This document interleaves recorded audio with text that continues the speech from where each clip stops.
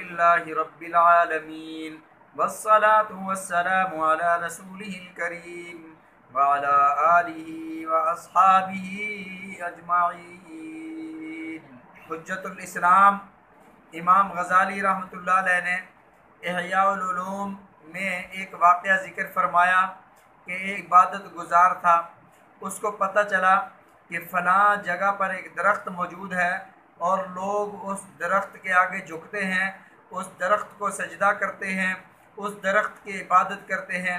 تو دل میں آیا کہ اس درخت کو ہی کاٹ دیتے ہیں۔ یہ وہاں سے درخت کاٹنے کی نیت سے چلے، راستے میں شیطان انسان کی صورت میں ملا، کہنے لگا کہاں تشریف لے جا رہے ہیں؟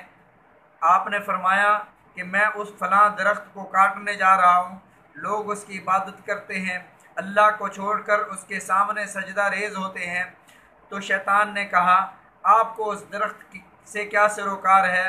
اگر آپ اس درخت کو کاٹ دو گے تو لوگ کسی دوسرے درخت کے سامنے جا کر جھکنے لگیں گے، آپ اس درخت کو نہ کاٹو۔ اس عبادت گزار نے یہ فرمایا کہ آج میں نے ہر صورت میں اس درخت کو کاٹنا ہے۔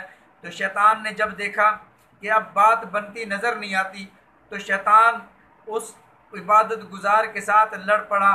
اب جب لڑے ہیں تو شیطان نیچے گر گیا، عابد اوپر چڑھ گیا، اور شیطان نیچے گرا ہوا تھا، مغلوب تھا۔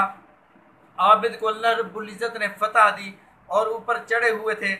تو شیطان کہنے لگا ایسا کرو، مجھے چھوڑ دو، اس درخت کو نہ کاٹو۔ اگر اللہ رب العزت کو منظور ہوتا، اللہ کسی نبی یا اللہ اپنے کسی ولی کے ذریعے سے اس درخت کو کٹوا دیتے، آپ خام خواہ کاٹ رہے ہو۔ چلو ایسا کرو، ہم کوئی سودا کر لیتے ہیں، میں آپ کو روزانہ 2 اشرفیاں دیا کروں گا جو آپ کو تکیے کے نیچے سے مل جایا کریں گی، آپ یہ درخت نہ کاٹیں۔ اس عبادت گزار نے کہا ٹھیک ہے، نہیں کاٹتا۔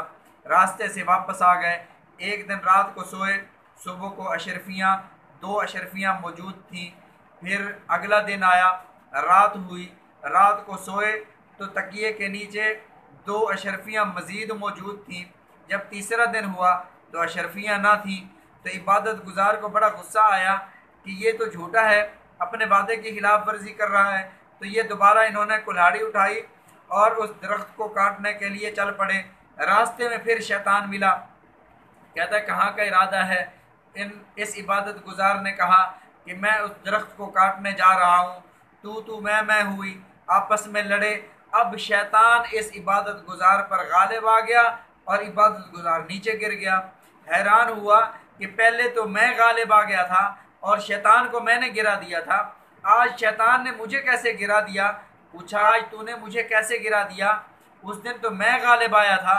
تو شیطان نے کہا پہلے تو اللہ کی رضا کے لیے لڑا تھا، آج 2 اشرفیوں کے لیے لڑ رہا ہے، اس وجہ سے تو مغلوب ہو گیا، آج تو نیچے گر گیا۔ اس دن تو اللہ کے لیے لڑا تھا تو اللہ نے تجھے غلبہ اور فتح عطا فرمائی، اللہ رب العزت نے تیری نصرت فرمائی، تجھے غلبہ عطا فرمایا، اور آج تو 2 اشرفیوں کے لیے لڑ رہا تھا تو اللہ کی نصرت تیرے شامل حال نہ ہوئی اور تو نیچے گر گیا اور مغلوب ہوا۔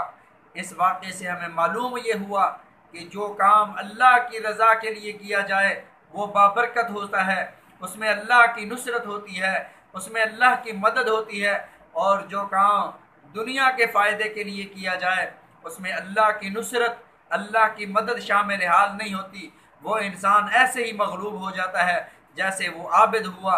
اللہ رب العزت ہم سب کو اخلاص کے ساتھ ہر کام کرنے کی اور ہم سب کو دین پر عمل کرنے کی اللہ رب العزت توفیق عطا فرمائے، آمین ثم آمین، وآخر دعوانا ان الحمد للہ رب العالمین۔